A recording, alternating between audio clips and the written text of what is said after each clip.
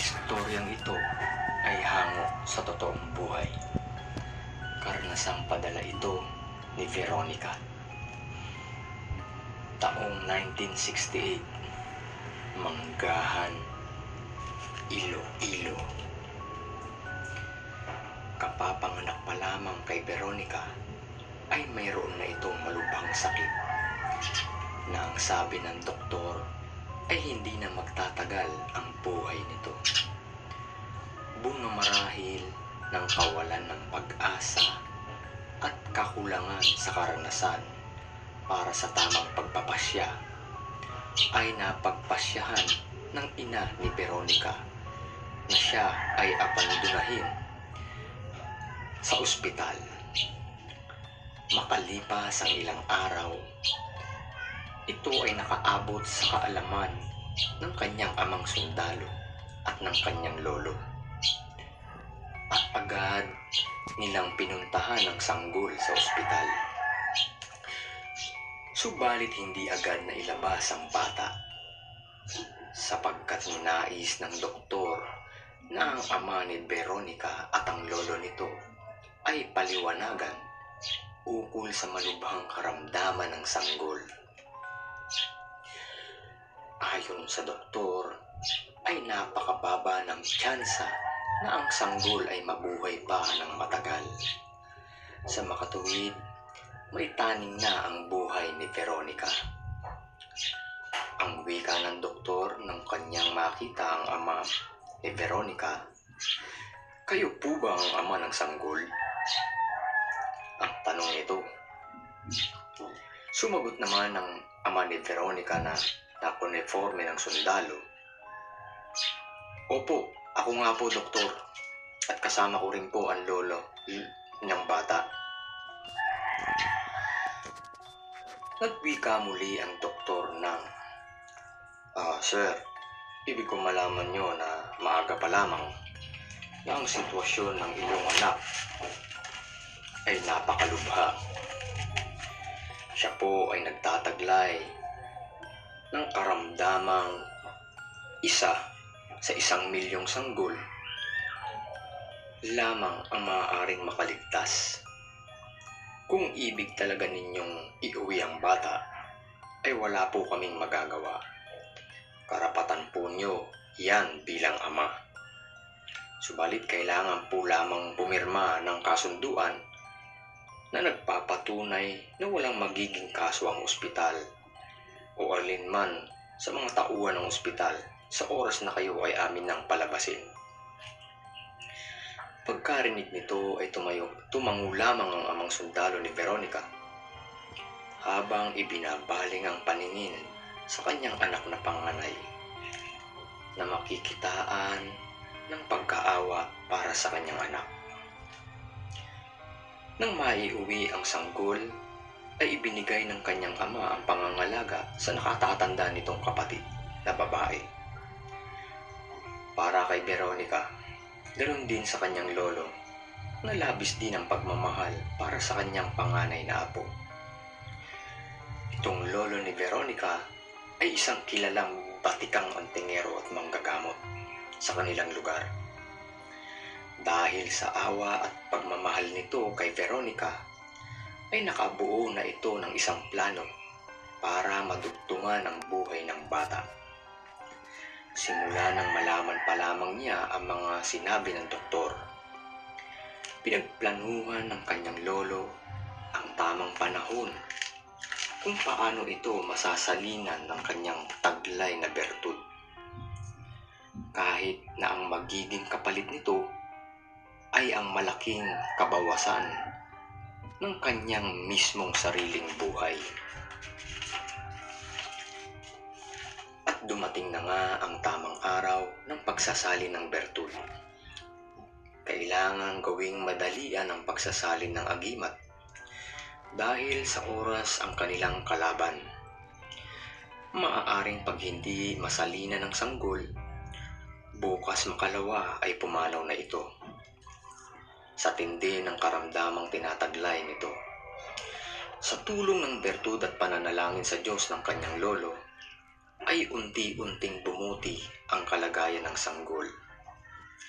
Ngunit habang lumalaki ang bata, ay nakikitaan ito ng kanyang lolo ng mga kakaibang senyales na sa wari ay namana nito sa kanyang ina na may lahi namang gabunang aswang. Kaya para mailayo ang bata sa landas ng kadiliman, ay ginawa ng lolo ni Veronica na sa pagtungtong ng ika-5 taong gulang nito, siya ay sasanayin at tuturuan nito ng mga bagay ukol sa gawaing kanan, pamamaraan ng antingero bertudes na manggagamot, at may takot sa Diyos. Sa edad na 8 taong gulang, ay natuto na itong si Veronica na manghilot.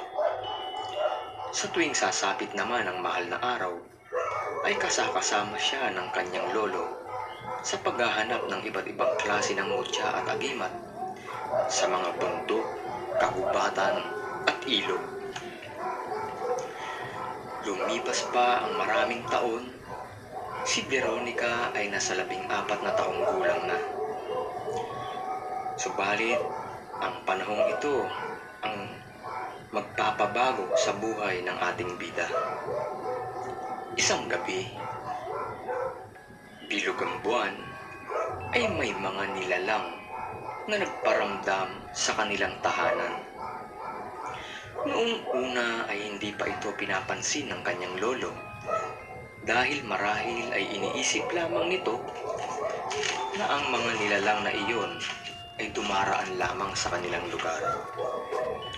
Subalit makalipas ang ika-2 at ika-3 gabi, dito na napagpasyahan ng kanyang lolo nakaharapin ang mga nilalang na ito.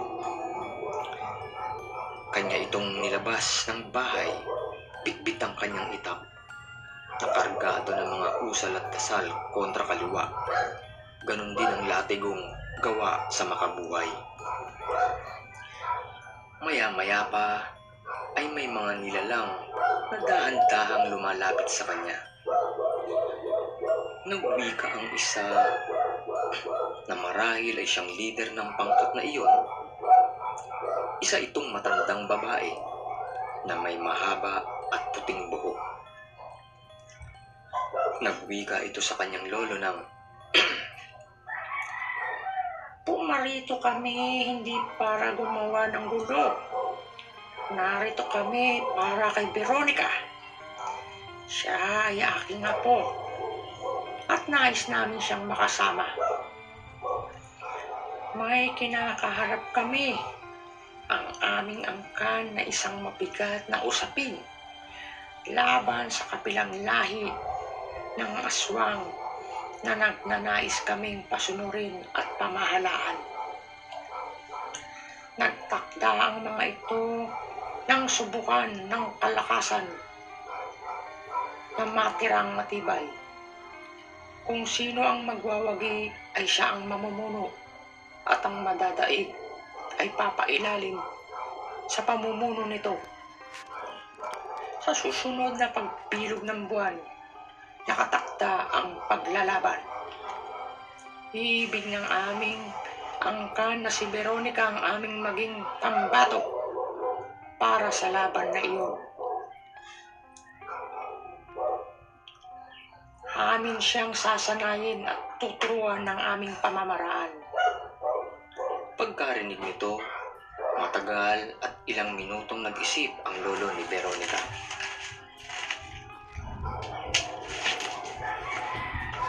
Huminga ng malalim at malumanay na sumagot, "Hindi ko kayo pipigilan. Kayo ay kanyang kamag-anak.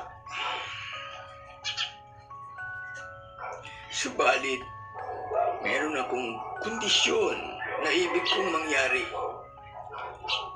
Hahayaan natin ang magpasya ang bata kung ito ay papayag o hindi sa ibig ninyo. At kung ano man ang kanyang desisyon, ay inyo itong igagalang. Bumalik kayo sa sunod na gabi upang malaman ninyo ang pasya ni Veronica. Sumapit na nga ang sumunod na gabi. Lahat ng kalahi ni Veronica sa side ng kanyang ina ay naroroon.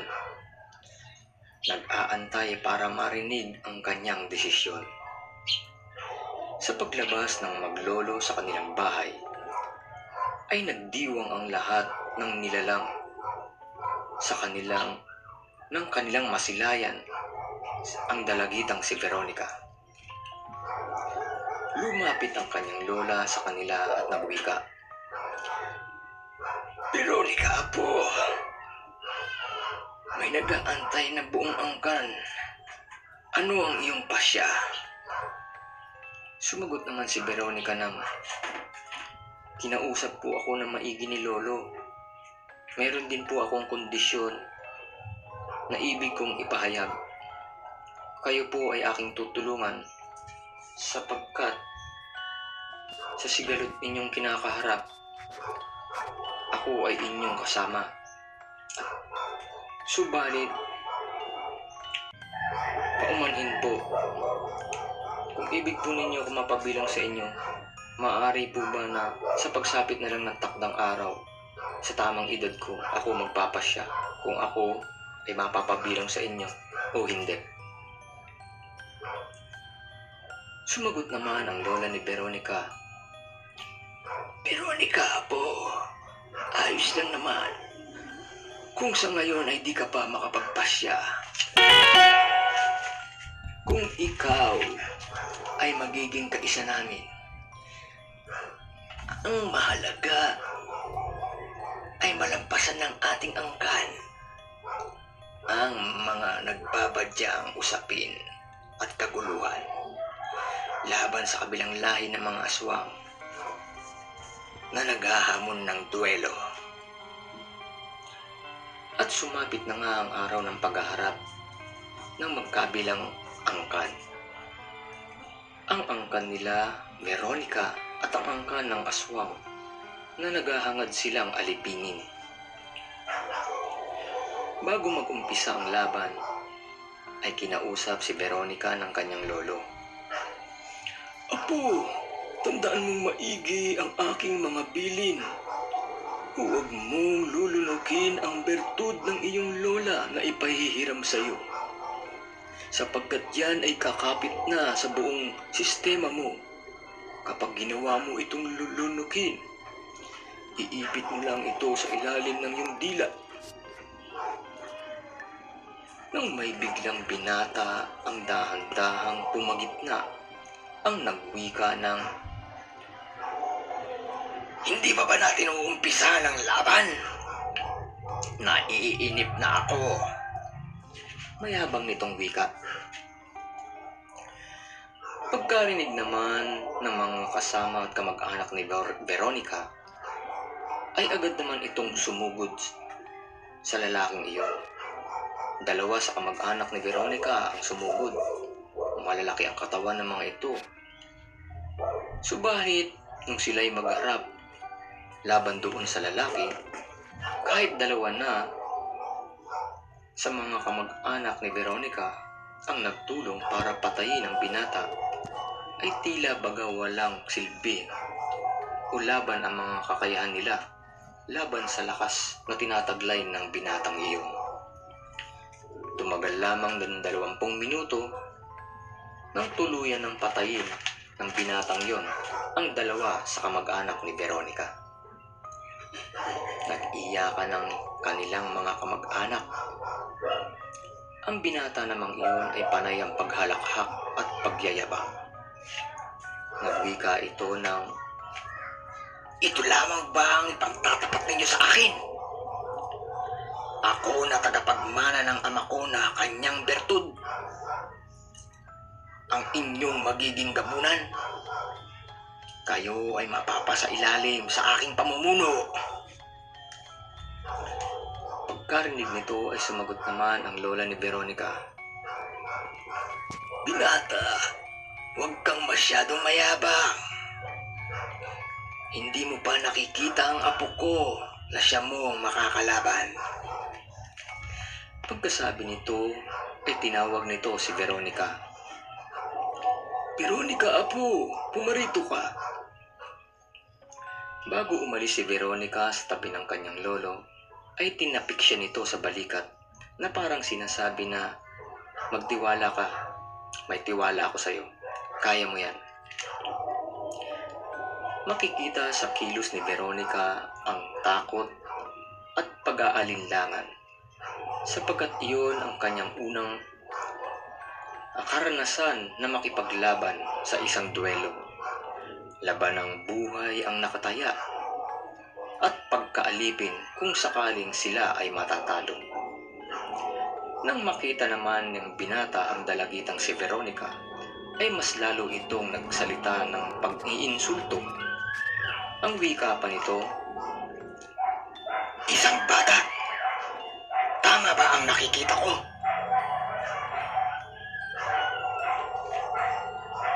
Nasisiraan na ba kayo ng inyong ulo? Isang bata ang inyong ipangtatapat sa akin. Ako na nagtataglay ng lakas at kapangyarihan ng ama kong gabunan.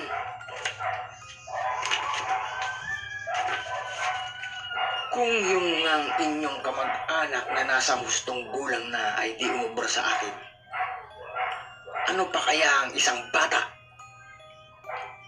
Nagtawa na ng lahat ng kaangkan ng lalaking iyon nang marinig nila ang winika nito. Subalit sumagot si Veronica ng malakas sa lalaking iyon. Bunga marahil ng galit dahil sa pagmamaliit nito sa kanya. "Mamaya, tignan natin kung tunay kang ang malakas. Pinapangako ko sa inyong lahat nang naririto na ang lalaking ito ay hahatiin ko ang katawan sa dalawa at ipapakain ko sa aking buong angkan." Pagkatapos ay ipinasa na ng kanyang lola ang bertud nitong taglay sa pamamagitan ng bibig. Ang lola niya na siyang gabunan ng kanilang angkan. Matapos ang ilang minuto ng inkantasyon at pagpapahid ng langis, bigla ang pagbabago ng anyo ni Veronica. Kumpara sa ordinaryong gabunan, ay kakaiba sa lahat itong si Veronica. Ang wika ng kanyang lola, sapagkat imbis na pataas ang tubo ng mga sungay nito sa pakpak, ay pababa ito. Mayroon din itong sungay sa pagitan ng kanyang noo. At hindi na ito kasing tulad ng ordinaryong gabunan. Kulay abo ito na may matatalas na kuko at pangil at nanlilisik na mga mata. Agad din namang nagpalit anyo ang gabunang kalaban ni Veronica.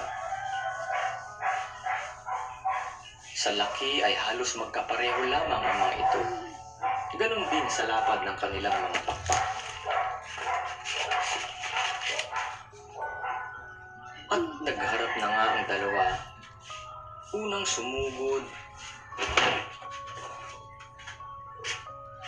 ang kalabang gabunan ni Veronica gamit ang matatalas nitong kuko. Subalit si Veronica ay nanatili lamang nanonood sa mga ginagawa ng kanyang kalaban. Kalmot, saksak at sakmal ay ginawa ng kanyang kalaban. Subalit ang lahat ng iyon ay walang silbi, sapagkat sa bawat pinsala na tinatamo ni Veronica, ito ay kusang naghihilom. At sa bawat atake ng kalaban ay mas lalo namang nadadagdagan ang kanyang taglay na lakas.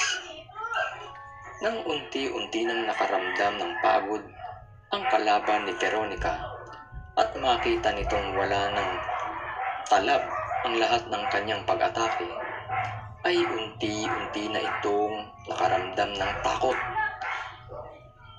Sapagkat batid niyang nalalapit na ang kanyang kamatayan. Sa mga kamay ni Veronica, sa isang kisap mata, biglaan ang ginawang pag-atake ni Veronica. Hawak sa kaliwang kamay ang leeg ng gabunan, walang sabi-sabi ay itinaas niya ito ng isang kamay, sabay saksak ng kanang kamay sa dibdib nito. Butas ang dibdib ay hinugot ni Veronica ang puso ng binatang gabunan. Sabay warak sa katawan nito na para lamang pumupunit ng papel. Itinapon niya ang katawan nito sa kanyang mga kamag-anak at pinagkaguluhan naman ito ng lahat para kainin. Tulala ang mga kamag-anak ng binatang gabunan. Hindi nila mawari kung ano ang nangyari. Hindi nila sukat akalain na isang hamak na dalagitang bata lamang ang tatapos sa buhay ng kanilang pinagmamalaking gabunan. Sa ngayon ay payapa pa rin namumuhay si Veronica kasama ang kanyang buong angkan. Handang ipagtanggol ang kanyang angkan laban sa mga magtatangkang sila'y alipinin. Kahit matagal na itong nangyari, hindi pa rin malilimutan ng kanyang mga kamag-anak si Veronica, ang batang guhom na pumatay ng gabunan.